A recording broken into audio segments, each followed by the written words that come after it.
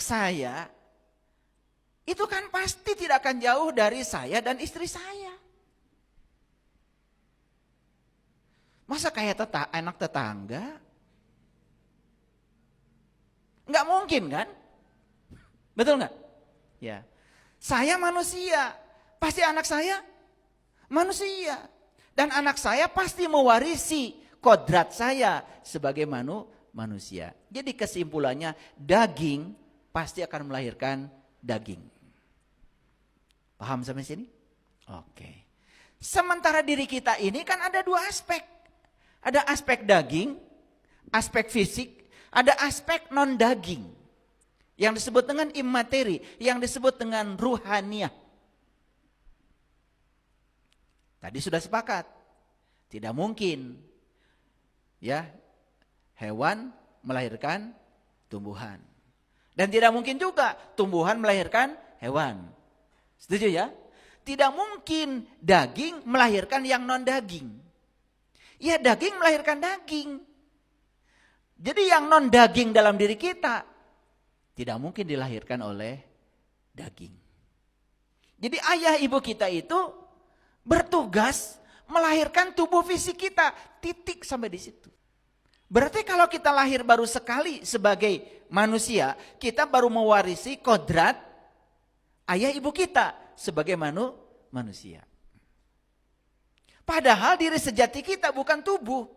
Diri sejati kita itu yang melampaui tubuh. Yang tidak kelihatan di sini, sifatnya abadi. Tubuh itu tidak abadi. Pasti yang dilahirkan oleh tubuh yang tidak abadi juga tidak abadi. Kan pertanyaannya jadi menjurus sekarang. Oh kalau begitu, ruhaniah saya tidak mungkin dilahirkan oleh daging. Ruhaniah saya hanya bisa dilahirkan oleh Dia Sang Maha Rohani. Itulah yang disebut dengan kelahiran yang kedua. Nah, dalam bahasa lain sering disebut dengan pencerahan. Ada kesamaan sebetulnya ya, semua tradisi agama. Kalau di Islam ada Maulid, diperingati setiap tahun bukan? Sama, sahabat kita di Nasrani juga punya yang namanya Natal, beda bahasa. Sebetulnya dua-duanya menjurus kepada kelahiran ruhaniah sebetulnya, bukan sekedar kelahiran tubuh fisik. Paham sampai di sini? Oke. Pertanyaan selanjutnya, kalau begitu orang tua saya berapa ya? Yang baru mengalami kelahiran yang pertama, yaitu kelahiran tubuh fisik, orang tuanya baru satu. Dan orang yang sudah mengalami kelahiran yang kedua, yaitu kelahiran ruhani, sudah mencapai pencerahan, sudah kenal jati dirinya, sudah kenal siapa Tuhannya, kenal asal-usul kehidupannya, bahkan siap untuk pulang ke tempat asalnya. Berarti dia sudah mengalami kelahiran yang kedua. Siapa wasilahnya? Itulah yang di zaman dulu disebut para rasul, para nabi. Nah di zaman sekarang istilah itu sudah selesai, tidak dikenal lagi. Yang dikenal di zaman sekarang adalah para penerus ilmunya Rasul, ilmunya Nabi, yang disebut dengan para ulama. Jadi ulama itu siapa kalau begitu? Orang yang bisa membantu kita untuk mengalami kelahiran yang kedua. Kalau tidak bisa membantu kita, bukan ulama. Awas, jangan tertipu sama casing. Casing mah sok bohong. Hati-hati ya, ini saya kasih tahu kalau ke kampung saya dikasih tahu bocorannya. Di kampung saya itu luarnya aja kongguan. Hati-hati di dalam. Iya. Hati-hati aja. Kalau enggak ranginang, opak. Kalau enggak opak, kiripik. Di kampung saya begitu. Makanya yang terjebak oleh luar, pasti akan kecewa. Betul enggak? Dikiranya kongguan, karena gambarnya kan kongguan. Itu dalamnya ranginang. Karena di kampung saya beli kongguan tuh sekali aja seumur hidup. Selanjutnya kalengnya buat kiripik. Itu di kampung saya. Diingatkan aja nanti kalau pergi ke kampung saya begitu. Makanya masuk akal coba. Begitu kita lahir secara fisik, ditiup lilinnya, pup. Asalnya hidup, jadi mati. Nah, orang yang mengalami kelahiran yang kedua, berarti dia bisa menemukan orang yang membantu untuk kelahiran dia yang kedua. Dia menjadi sadar tentang dirinya. Oh, ternyata saya ini makhluk cahaya yang sedang dikaryakan di dunia. Berarti tugas saya adalah membawa cahaya ke alam semesta ini. Bukan membawa kebencian, bukan membawa kegelapan, bukan membawa perpecahan. Tapi saya harus membawa persatuan dan kesatuan dunia. Baru dirayakan kelahiran yang kedua dengan menyalakan lilin. Makanya ada lagu bagus itu dari Chrisye. Lagunya Lilin Kecil. Oh lilin, lilin kecil, sanggupkah kau bersinar? Saya kalau nyanyi lagu itu pengen nangis.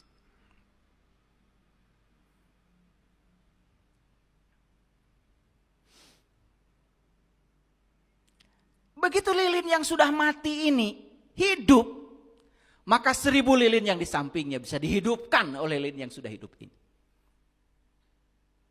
Jadi jangan heran. Kalau orang yang baru mengalami kelahiran yang pertama namanya Eka Jati, belum mengalami Dwi Jati, di kehidupannya hanya membawa kegelapan dan kegelapan. Membawa onar. Membuat perpecahan. Tidak menjadi sumber rahmat, sumber cinta, sumber sukacita. Malah menjadi sumber malapetaka bagi makhluk yang lain. Usilnya luar biasa. Rumput yang sedang tumbuh saja diinjak. Bunga yang indah aja dia petik. Kemanapun dia pergi membuat kerusakan. Pohon yang menjulang tinggi pun dia hantam sesuka dia. Makanya dunia ini menjadi rusak oleh orang-orang yang hanya mengalami satu kelahiran. Paham sampai sini? Jadi kenapa Nabi Muhammad lahir 12 Rabiul Awal?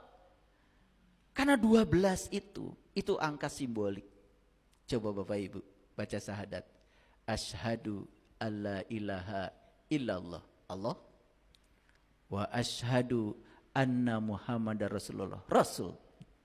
Berarti yang disaksikan 2. Yang disaksikan 2 bukan? 2 bukan? Siapa? Allah dan Rasulnya. Kalau ada yang disaksikan, berarti ada yang menyaksikan. Siapa yang menyaksikan? Hamba. Dirimu. Apakah sudah menyaksikan Allah dan Rasulnya? 1 menyaksikan 2. Itulah awal mengenal Rabb.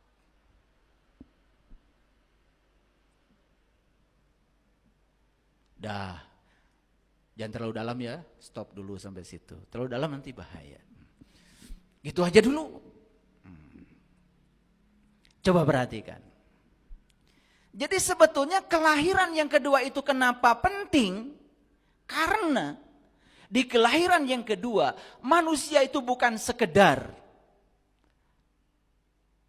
tahu jati dirinya. Tahu siapa dirinya. Tahu asal usulnya. Dan tahu kemana dia harus pulang. Karena di kelahiran yang kedua, manusia akan bebas dari rasa khawatir, bebas rasa takut, bebas rasa sedih. Kenapa? Dia sudah melihat semua yang di semesta ini adalah karya dia. Tidak terjebak baik buruk, benar salah. Semua pandangannya netral. Lalu orang yang semacam ini mudah bisa menangkap pesan-pesan semesta yang akan dikirimkan kepada dia lewat berbagai peristiwa. Keren. Itulah yang disebut dengan berpindah dari kematian menuju kehidupan. Jadi pertanyaannya sekarang, apakah saya ini sekarang sudah hidup? Kan itu pertanyaannya. Kalau masih pusing, masih bingung, masih banyak konflik, hidup tidak menakjubkan, kerja keras. Jangan-jangan saya masih mati. Apa yang mati? Kesadaran.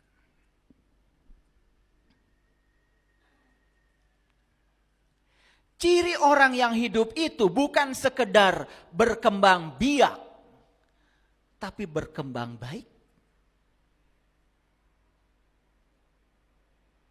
Ayo tanya, waktu anakmu 1, kesadaranmu seperti apa?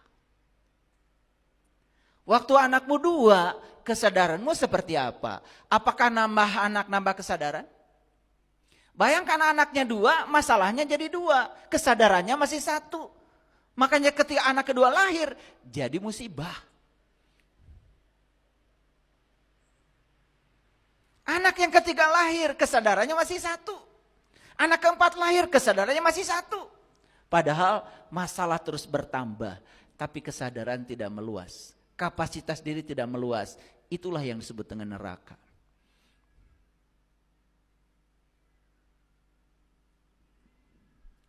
Paham sampai sini? Oke. Jadi kelahiran itu adalah berpindah dari kematian menuju kehidupan. Makanya saya berulang kali mengatakan, lihat Bapak Ibu, di Quran surat Al Imran ayat 49, Allah mengatakan penyakit manusia itu 3. 1, tertutup mata kolbunya. 2, penyakit kulit. Karena otomatis begitu tertutup mata kolbunya, pasti akan punya penyakit kulit. Penyakit kulit itu penyakit luar. Ngerti sesuatu cuman luarnya saja. Maka kita menjadi salah persepsi, salah interpretasi, salah konsepsi. Makanya hidup selalu dihantui oleh miskonsepsi terhadap segala aspek kehidupan. Makanya Allah bilang, aku bergantung sangkaan kamu. Nah, untuk mengubah sangkaan kita kepada Allah, kan harus kenal sama Allahnya. Jangan-jangan semua hidup saya yang amburadul ini gara-gara saya tidak kenal dia. Lalu saya memposisikan dia seperti yang saya persepsikan. Akibatnya apa? Dia bergantung sangkaanku.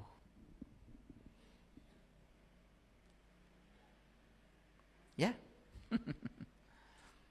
Saya itu saking sayangnya ya sama umat, Bapak Ibu semuanya. Saya pikirkan gimana caranya ya supaya orang tuh banyak uang. Saya pikirkan caranya. Saya bikin pelatihan dirindukan uang. Sampai bikin itu. Nanti saya kasih tahu caranya. Saking sayangnya itu.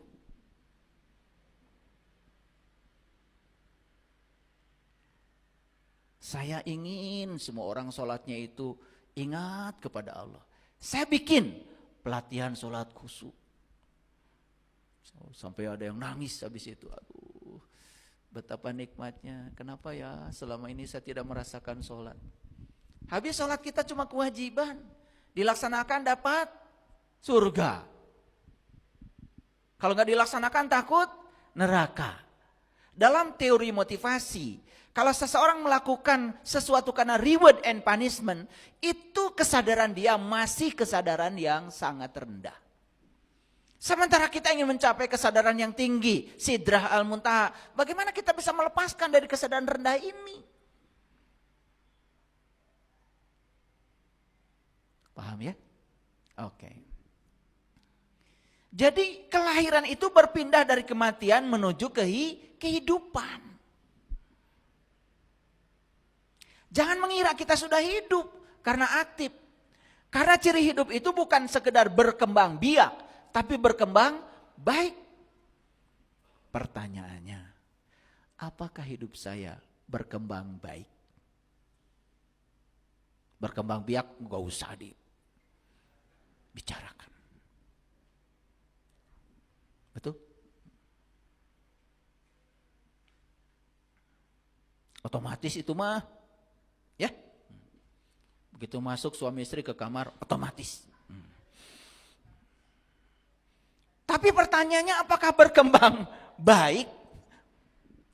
Coba silakan Bapak Ibu bikin grafik Grafik kesabaran, grafik kebijaksanaan, grafik kearifan, grafik memaafkan. Coba bikin dari hari ke hari. Seperti apa kondisi kita?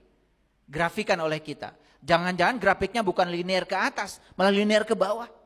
Bertambah usia, tetapi bertambah keburukannya, bukan kebaikan. Bertambah kemelekannya, bertambah pelitnya. Padahal dulu waktu kita lahir ke dunia kan lucu. Betul? Iya. Lucu dulu waktu kita lahir ke dunia, dulu. Kok sekarang kelucuan itu gak ada lagi. Semua serius. Dulu waktu berantem dengan teman waktu kecil, sebentar berantem nangis-nangisan, sebentar sudah pelukan. Kok sekarang gak lucu lagi ya? Urusan kecil aja sampai bertahun-tahun aja lebaran aja gak mau ketemu.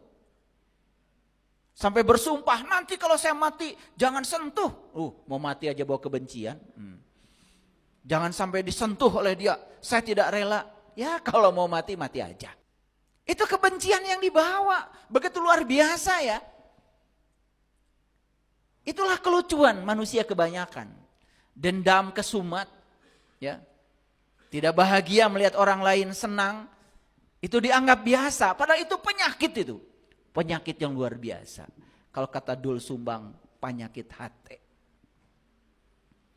Nempok aing susah sia meni senang.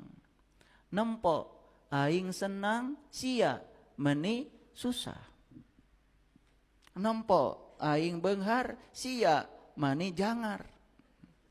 Nempok aing untung sia jadi muyung. Coba. Orang yang kayak gitu, waduh, hidupnya tidak akan beranjak dari penderitaan. Hebat itu ya, Kang Dul itu bikin lagu keren banget. Coba perhatikan. Sahabat kita yang di Nasrani memperingati hari Natalnya pakai apa? Pohon Natal. Lihat pohon Natal, banyak lampunya. Kan lampu tuh lambang dari kota, lambang dari pencerahan. Hebat. Kalau kita mau memaknai semua simbol-simbol agama, semua tuh keren. Tapi kalau di sini sudah ada kebencian pada orang lain yang berbeda keyakinan kita, kita tidak akan pernah dibukakan rahasia itu. Dalam tradisi Nasrani ada pohon Natal. Padahal di Islam juga ada namanya pohon zaitun. Pohon zaitun juga ada urusan dengan kota kan? Coba baca di Quran. Watin wazaitun waturi sinin wahadal baladil amin. Ada balad, ada kota juga. Ternyata di pohon zaitun ada kota. Makanya Allah bilang di Quran, aku bentangkan kebesaranku di segala ufuk. Dan yang paling penting, aku bentangkan kebesaranku pada dirimu sendiri. Dan siapa yang menemukan kebesaranku dalam dirinya, maka dia sudah menemukan kebenaran. Aduh, dari tahun ke tahun, mau ngucapin Natal aja sama saudara kita yang berbeda keyakinan, ruwetnya kayak apa. Padahal membahagiakan orang itu seharusnya menjadi kewajiban kita. Itu karena kita masih gelap, belum mengerti. Yang ada di sini cuma kebencian, bukan pemahaman.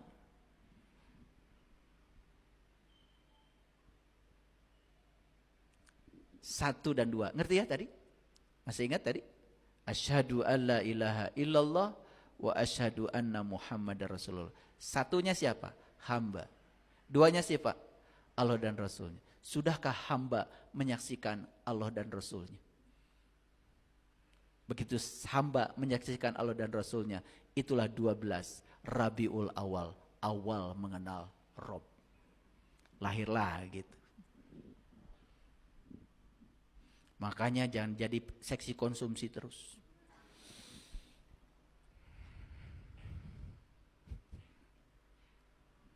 Bagian seksi dana aja terus. Minta sumbangan. Bagus. Saya tidak anti dengan itu. Tapi masa mau gitu-gitu aja? Tidak ada pertanyaan pada diri saya, saya kapan ya mau maulidnya?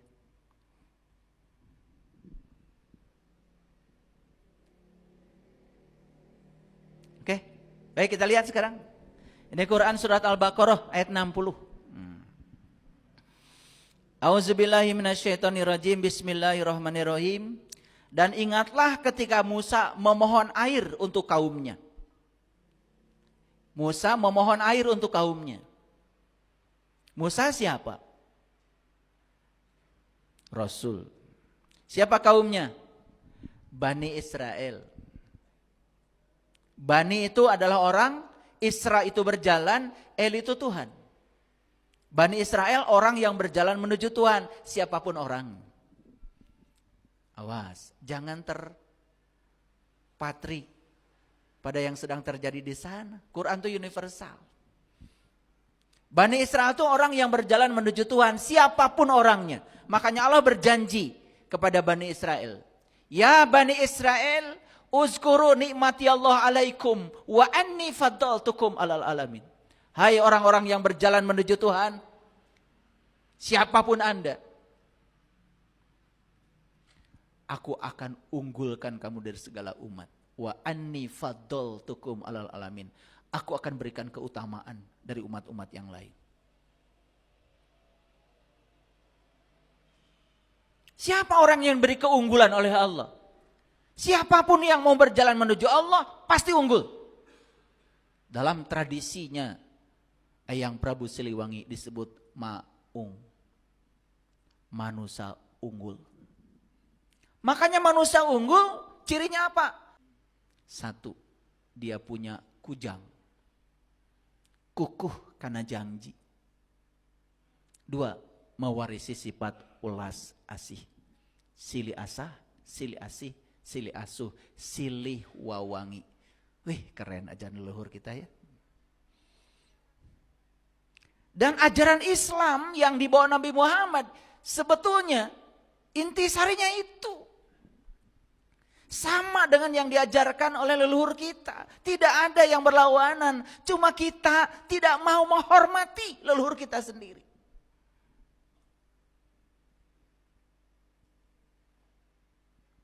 Jadi apa yang diminta oleh Musa? Musa memohon air untuk kaumnya. Apa sih air? Selama ini kita tahu airnya ya air ya ini air. Itu betul, air ini dibutuhkan secara fisik. Tetapi Quran itu bukan cerita kelahiran fisik. Quran itu berbicara kelahiran ruhani. Air yang dimaksud di sini sebetulnya bukan air ini. Air yang bisa membuat kita dari mati menjadi hidup. Itu yang disebut dengan ma'ul hayat, air kehidupan. Dan air kehidupan kalau dibaca dalam kitab-kitab dalam tradisi Islam, itu yang disebut dengan nurun ala nurin. Cahaya di atas cahaya. Karena apa? Semua kehidupan ini digerakkan oleh dia. Dan ternyata semua materi berasal dari energi. Dan cahaya itu adalah energi. Tetapi bukan cahaya biasa. Cahaya yang tidak pernah disentuh api. Walau lam tamsasun nar nurun ala nurin. Yahdillahu linurihi mayyasha. Maka beruntunglah orang yang telah ditunjuki Allah kepada cahayanya. Itu yang disebut dengan ma'ul hayat. Musa bukan meminta air fisik. Musa itu meminta air kehidupan untuk kelahiran yang kedua, kelahiran ruhani, untuk kelahiran yang mengalami pencerahan. Apa yang terjadi di sini? Lalu Tuhan berfirman, apa kata Tuhan? Pukullah batu itu dengan tongkatmu, lalu memancarlah daripadanya 12 mata air. Luar biasa Quran. Ketemu lagi angka 12? Iya. Mana batu? Mana batu? Batu itu sifatnya keras.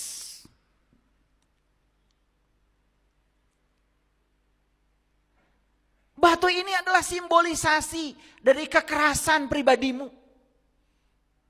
Kekakuan dirimu. Itu yang disebut dengan kekerasan hati. kekerasan jiwa. Bayangkan. Lihat saya semuanya. Begitu pengen marah, marah. Begitu kesal, melampiaskan kekesalannya. Dan kita terus memberikan nutrisi kepada diri ini. Apa yang terjadi? Makin lama, jiwamu yang lembut itu terus membatu. Maka itu harus dipukul dengan tongkat. Tongkat itu simbolisasi dari apa? Kalau memukul pakai tangan enggak? Pakai tangan enggak? Pakai tangan. Pukul dengan tongkatmu. Pukul dengan kekuasaanmu. Pukul dengan keinginan. Pukul dengan tanganmu. Karena yang paling berkuasa pada diri kita adalah diri kita sendiri. Bapak Ibu, saya kasih tahu ya. Siapa yang tidak tahu diri kita? Semua tahu bukan? Saya ini tidak sabaran, tahu? Kok sih kesini saya nunjuknya? Saya ini gampang tersinggungan, tahu? Kok kesini ya nunjuknya? Saya ini gampang baperan, tahu? Tahu apa tidak? Pasti tahu. Dan itu kita juga tahu, itu sifat buruk saya, itu kelemahan saya. Tetapi itu tidak pernah disentuh oleh kita. Lama-kelamaan makin membatu. Maka harus dipukul dengan tongkat. Nanti akan terpancar 12 mata air. Kembali lagi, 1 ketemu 2. Hamba ini hanya akan bisa berubah. Dengan apa? Dengan Allah dan Rasulnya. Kenapa? Hamba ini hanya bisa dilahirkan oleh Allah dan Rasulnya. Ruhani hanya bisa dilahirkan oleh yang maha ruhani. Mulai nyambung sekarang? Lalu kenapa kok ruhaniah saya nggak lahir-lahir? Seragam seminggu sudah 7. Ngaji rajinnya luar biasa. Saking rajinnya ngaji, sampai tidak ada jeda untuk mengamalkan hasil pengajian.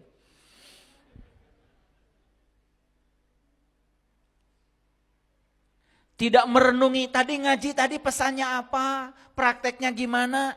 Makanya saya tidak mau ngasih pengajian di tempat ini tiap hari. Saya beri jeda seminggu. Coba renungkan. Karena ngaji itu perlu pengendapan, perlu praktek. Karena ada yang usul sama saya baca di Facebook saya. Kenapa katanya tidak pengajiannya tiap hari? Nah itu bahayanya. Karena saya tidak menawarkan pahala di pengajian ini. Saya juga tidak menakut-nakutin neraka di pengajian ini. Yang mau datang boleh, enggak juga enggak apa-apa. Itu urusan kamu dengan diri kamu sendiri. Saya sudah selesai. Kalau saya beri pengumuman di YouTube, itu bukan iklan. Memberitahu kalau hari ini ada kajian, itu aja. Itu aja. Dan saya juga tidak terlalu penting. Mau datang boleh, enggak juga enggak apa-apa. Karena saya sudah sampai pada satu prinsip hukum alam. Bahwa di alam semesta cuma ada saya satu-satunya. Saya berbuat baik untuk saya. Saya berbuat jahat juga untuk saya. Maka saya mengambil pilihan untuk berbuat baik setiap saat. Karena saya sayang pada diri saya. Jadi orang yang suka komentari orang lain, menjelek-jelekan orang lain, sebetulnya sudah jelas dia tidak sayang pada dirinya sendiri. Bagaimana dia bisa sayang pada orang lain? Dirinya sendiri aja dia kotori. Dirinya sendiri aja dia sayang. Nih yang suka marah-marah nih, kok sebelah sini sekarang ya. Itu tanda bahwa dia tidak sayang pada dirinya sendiri. Marah itu bukan sekedar memburukan fisik kita, memburukan mental kita, memburukan jiwa kita. Sampai pada titik tertentu, orang yang gampang marah akan mengalami yang namanya ketahanan tubuh fisiknya ambruk. Makanya lihat orang yang gampang marah, pasti